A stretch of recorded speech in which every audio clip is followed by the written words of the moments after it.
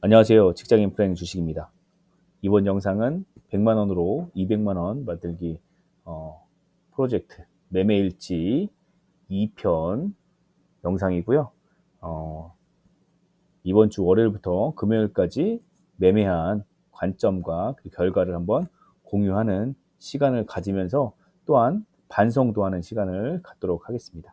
네, 첫 번째는 2월 3일 월요일입니다. 자, 우리로와 LS 에코에너지를 저는 매매를 했었는데요. 자, 첫째 날 우리로는 마이너스 2.17% 손절, LS 에코에너지도 마이너스 2.15% 손절을 했고요. 네, 우리로 매매 타점을 보시면 네, 시간에서 매수를 했고요. 하락 출발해서 바로 매도를 진행을 하였습니다. 시나리오 관점인데요. 보시면 수급 이음봉으로 우리로가 이렇게 좀 보였고요. 그리고 5일선을 수급 이음봉이 타고 있기 때문에 괜찮은 자리라고 생각을 했습니다. 그리고 수급을 보면 자 수급이 들어온 게 개인이 수급이 들어와서 주포가 개인으로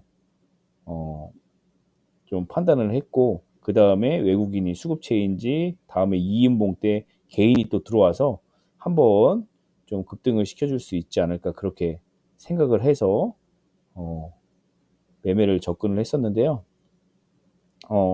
여기서 조금 그 오판한 게 있었습니다. 여기 보면 1월 22일 거래량이 작지만 상한가 들어간 날이거든요. 사실 상한가 들어가서 거래량이 그게 크게 터지지 않은 거였습니다. 자, 보시면 상한가 들어간 날은 외국인이 주포였습니다. 저는 이 거래량을 보고 개인이 주포라고 생각했는데 사실은 외국인이 주포였고 외국인의 수급이 조금 빠져나가고 있는 모습이기 때문에 한 번 더 수급 3원봉을 지켜보다가 그 다음에 종가 베팅을 했으면 어땠을까 하는 생각을 좀 가져보았습니다. 우리로는 그 이후에 상승을 진행을 했습니다. 제가 종배한 날은 수급 2원봉에 수급 3원봉을 만들고 그 다음에 상승을 한 것을 볼 수가 있었습니다. 네, 여기서 차관점은 주포를 정확히 파악하지 못했다. 네. 결과적으로 이렇게 하락해서 손절을 그래도 빠르게 한 편이었습니다. 네, 다음은 LS 에코에너지인데요. LS 에코에너지는 종목은 잘 선정을 했습니다.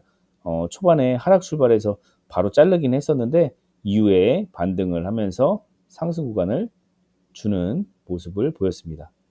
네, LS 에코에너지 보시면 LS 에코에너지는 기관의 수급이 계속 좋았고요. 외국인하고 기관이 동시에 들어왔는데 등락률은 마이너스였습니다. 자, 수급 이후에 이렇다 거래량이 터지지 않으면서 계속 그 수급 음봉 형태를 좀 보였는데요. 그래서 연기금하고 기관 외국인이 동시에 들어오는 타이밍에 좀 매수를 진행을 하였습니다. 네. 결과적으로는 딥시크 때문에 과도한 전력기기 테마가 하락이 나왔다고 판단했고 외국인이 주포였으며 외인이 마지막에 들어왔기 때문에 저는 상승을 해줄 거라고 생각을 했고요. 결과적으로 보면 개미들을 떨궈내고 바로 상승을 한 것을 볼 수가 있었습니다. LS 에코에너지는 종목은 괜찮았습니다. 네. 하지만 이때 월요일 날 보시면 AI 테마가 소프트웨어가 정말 강했거든요. 금요일부터 시작된 그 AI 테마를 주목해서 월요일에도 좀 반영을 좀 했었어야 되는데 그 부분에서는 좀 반성할 필요가 있었다고 생각이 드는 날이었습니다. 그리고 그 이후에 월요일 날 주도 테마 AI를 못했기 때문에 화요일부터는 좀 방식을 바꿔서 충분히 주도 테마 안에서 수급을 한번 보는 전략으로 바꾸는 걸로 좀 했습니다. 네, 바로 화요일 넘어가겠습니다.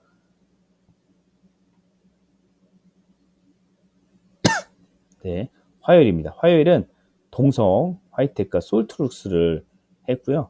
자, 솔트룩스 같은 경우 AI, 동성 하이텍은 LNG, 조선 기자재로 접근을 했고 둘 다 수익을 보았습니다. 솔트룩스 같은 경우에는 보시면 AI가 워낙 강했기 때문에 수급 1음봉 강점으로 빠르게 다시 솟을 수 있다고 판단을 했습니다. 그리고 외국인의 수급이 빠져나가지 않았고 기간은 연속 매집 중이었기 때문에 좋은 종목이라고 좀 선택을 해서 수익을 본 케이스입니다. 네, 결과적으로 수익 기간을 주었죠.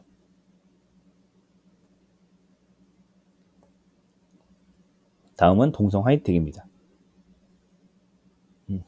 동성 하이텍도 시간에서 매매를 했고요. 상승 시에 바로바로 매도를 하였습니다. 근데 이후에 더 상승하는 모습을 보였습니다. 동성 하이텍은 수급 4음봉 관점으로 좀 했고요. 보시면 5일선이 약간 하락하는 어간에 붙어있기 때문에 사실 어떻게 보면 5일선을 기준으로 했다면 매매를 좀 피했어야 되는 종목일 수도 있었습니다. 하지만 수급이 워낙 좋았다고 판단을 했기 때문에 외국인 그리고 기관 수급에 훼손이 없었습니다. 프로그램도 막판에 관리를 해주고 있었습니다. 실적도 좋았기 때문에 안심하고 좀 매매를 했었고요. 결과적으로 상승 흐름을 보여줬습니다. 하지만 이때는 너무 빨리 종목을 자르는 바람에 더 큰 수익을 가져갈 수 있는 부분을 놓쳤다는 부분에서 좀 반성을 할 필요가 있었습니다. 수요일에는 LG CNS 청약이 있었기 때문에 그게 집중하느냐고 다른 계좌에서 매매를 했고요. 그래서 요 100만원 계좌에서는 매매를 진행하지 않았습니다. 네, 목요일입니다. 네. 자, 목요일에 수요일에 이런 생각을 했습니다. 자, 어떤 테마가 상승할까? 제가 생각한 거는 로봇 그리고 의료 AI 소프트인데 그 중에서 두 개를 선택하자. 그래서 선택한 게 로봇과 의료 AI 테마였습니다. 자, 3빌리언은 좋은 수익을 가져주었고요. 이렌시스는 수수료 손절격으로 거의 보합권에서 잘라낼 수 있었습니다. 네, 3빌리언인데요. 3빌리언, 샘 알트먼이 한국에서 의료 AI 관련돼서 좋은 발언을 쏟아냈었고요. 그래서 내일은 이 테마가 갈 수 있겠다. 그리고 나서 수급 1음봉 관점이었고 수급도 외국인 훼손이 없었고 기간으로 수급 체인지가 일어나는 느낌이었습니다. 그리고 프로그램도 관리를 해주고 있었습니다. 시간에서 매매를 했고요. AI 테마 초입이라고 생각해서 이렇게 상승을 해서 수익권을 챙겼습니다. 네, 다음은 이렌시스입니다. 이렌시스는 초반에 상승을 해주다가 계속 빠지더라고요. 그래서 분할 매도에 들어가서 빨리 잘 잘랐습니다. 매매 관점은 사실 수급 관점으로 접근했습니다. 수급 1음봉, 2음봉 관점이 아니라 외국인이 정말 대량 매수로 들어왔기 때문에 수급 관점이고 로봇 테마가 강하기 때문에 그 다음날 좋은 재료와 함께 뜰 수 있겠다. 이런 생각으로 매수를 진행을 하였습니다. 하지만 결과적으로 음봉을 맞이한 것을 볼 수가 있습니다. 자, 이렌시스는 장 초반 수익권이 왔었을 때 매도를 조금 빨리 걸었으면 수익으로 변했을 텐데 직장을 다니고 있기 때문에 좀 분할로 매도하다 보니까 수익으로는 마감하지 못했습니다. 자, 마지막 금요일입니다. 사실 금요일에는 테마가 어떤 걸로 갈까 예측을 정확히 한 날이었습니다.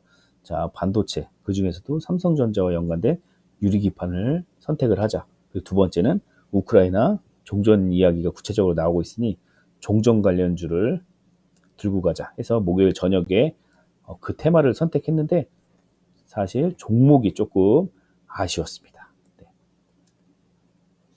자, TYM과 삼성전기를 했는데요. 사실 삼성전기보다 필옵틱스나 기가비스를 했으면 수익을 더 크게 낼 수 있을 거라고 판단이 됩니다. 네. 자, TYM 같은 경우에는 초반에는 하락하는 모습을 보여줬지만 이후에 우크라이나 종전 기사가 구체적으로 나오면서 상승을 크게 해준 느낌이어서 사실 종목 선택은 나쁘지 않았습니다.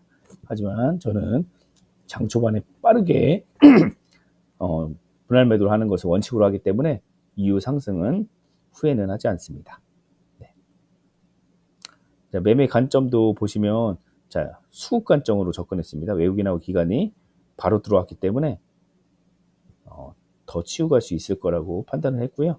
그리고 프로그램도 관리를 해주고 있었고 기간의 연속 매수세가 계속 들어오고 있었습니다. 그리고 뭐 실적 같은 경우도 3분기 실적은 좋지 않았지만 그래도 꾸준히 영업이익이 나오고 있는 부분이었고요. 하지만 사실 전진건설 로봇이나 대동기어를 했다면 더 좋은 결과를 나타낼 수 있었을 텐데요. 막판에 제가 최근에는 막판에 프로그램이 매수를 들어오는지를 좀 중요하게 체크하는 경향이 있어서 그거를 체크하다 보니까 전진건설 로봇과 대동기어를 패스를 하게 됐는데 사실 대장주는 프로그램 막판 수급의 관리를 안 해주더라도 더 영향력이 크다는 것을 좀 알 수가 있었습니다. 네. 다음은 삼성전기인데요. 삼성전기 같은 경우에도 유리기판 관련주가 테마가 더 유지될 것 같다는 판단하에 수급 관점으로 접근을 한 테마인데요. 하지만 자, 여기도 마찬가지로 프로그램이 매수를 해주는 것 때문에 피로팁스하고 기가비스를 좀 제외를 했습니다. 이 부분은 제가 좀 반성을 해야 되는 부분일 것 같고요. 그래도 삼성전기 같은 경우에도 막판에 수익권으로 갈 수 있는 상황이라서 이것도 종목 선택에는 그렇게 나쁜 선택은 아니었다고 생각됩니다. 저번 주는 테마가 좀 강한 종목에서 좋은 수익이 나는 장세였기 때문에 수급 관점으로 접근을 했는데요. 다음 주 매매 전략에서는 종배는 두 종목을 하는데 하나는 수급 1, 2연봉 테마가 살아있는 종목에서 할 거고요. 다른 하나는 수급이 들어와서 바로 또 상승할 수 있는 급등하는 테마에서 한 가지를 선택해서 이렇게 한 개 한 개 배분을 해보려고 하고 있습니다. 이번 주 매매 일지는 여기까지고요. 그래도 이번 주도 수익으로 다행히 약수익이지만 마무리를 할 수 있었습니다. 네, 지속적으로 매매 일지를 올려드리고요. 100만 원에서 200만 원을 만드는 과정을 한번 지켜봐 주시길 바라겠습니다. 네, 이상으로 영상 마치겠습니다. 감사합니다.